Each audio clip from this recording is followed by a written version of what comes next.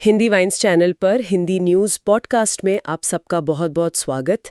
आज तारीख है 27 जून 2025 और सबसे पहले तो जो लोग हमें सुन रहे हैं, सपोर्ट कर रहे हैं, थैंक यू सो मच, बहुत बहुत शुक्रिया। और अगर किसी ने अब तक सब्सक्राइब नहीं किया है, अरे भाई, तो फटाफट जल्दी से वो बटन दबा दीजिए। तो चले देखें आज की ताज़ा खबरों में क्या क्या है, देश दुनिया में क्या चल रहा है। कुछ काम की बातें होंगी, कुछ मजेदार किस्से, सब यही मिलेगा। शुरुआत करते हैं दिल्ली से।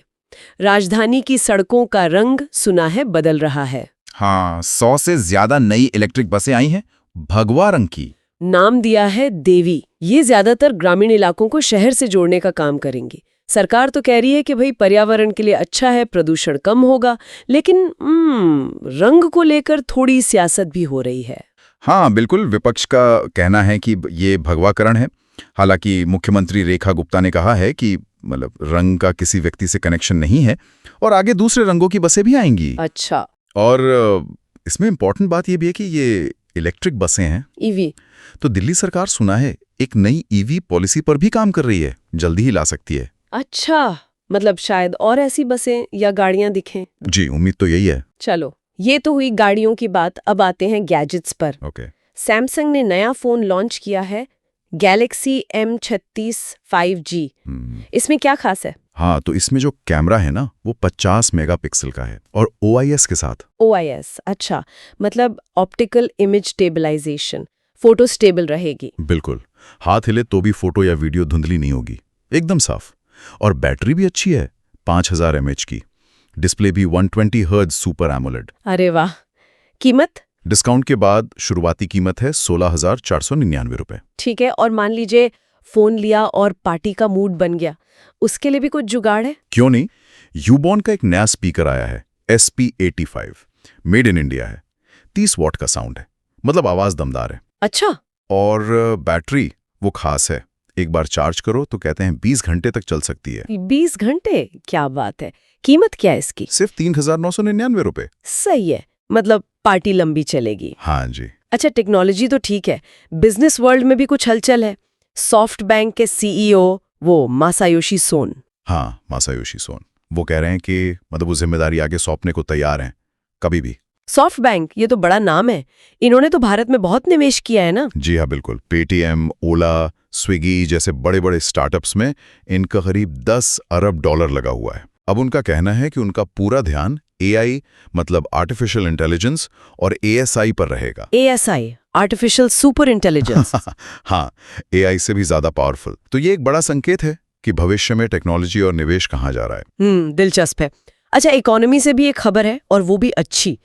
भारत का करंट अकाउंट जो अक्सर घाटे में रहता है, वो फायदे में आ गया है। ये कैसे? हाँ, ये काफी सरप्राइजिंग है लेकिन पॉजिटिव।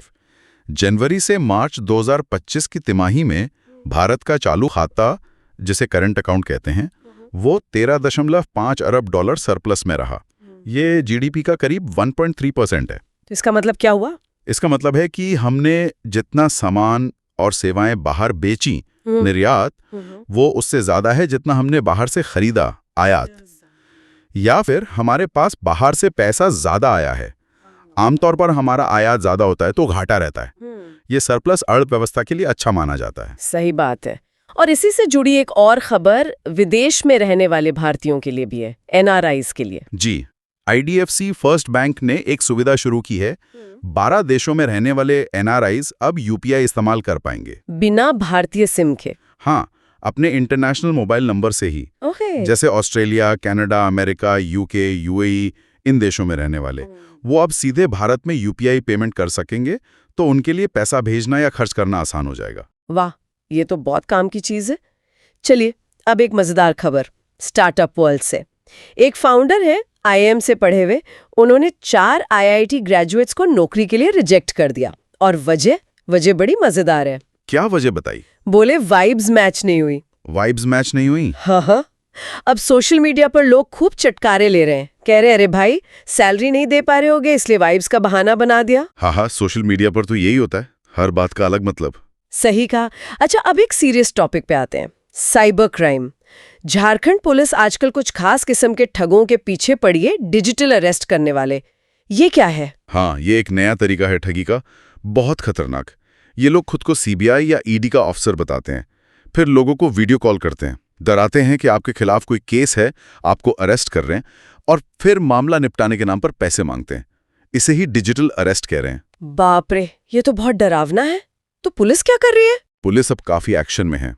प्रतिबिंब नाम का एक ऐप है, उसकी मदद ले रही है, और फ्लाइट्स लेकर दूसरे राज्यों में जा रही हैं टीमें, बिहार, बंगाल, हैदराबाद, यहां तक कि मिजोरम तक। अच्छा। जी हाँ, और अपराधियों को पकड़ रही है।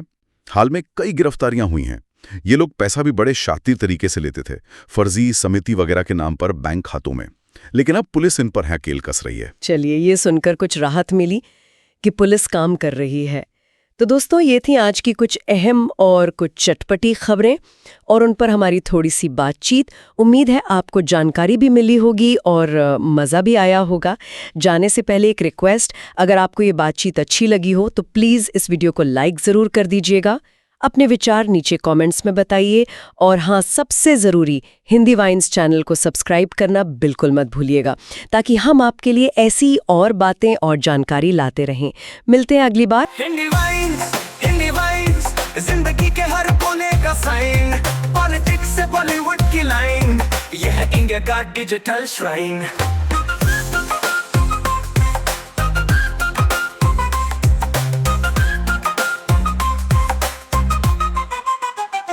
आज के समाचार और कल के विचार, सितार के सुरों में खुलते हैं संसार। टेक के टूल्स और मार्केट के रूल्स, हिंदी वाइन्स का स्टाइल है सबसे कूल। पतला की ताल और देसी अंदाज, हिंदी वाइन्स में है हर बात का राज। जहाँ देश की धड़कन की आवाज है, ये चैनल सबके लिए खास है। हिंदी वाइन्स, जिंदगी के हर कोने का साइन, पॉलिटिक्स से बॉलीवुड की लाइन, ये है इंडिया का डिजिटल श्राइन।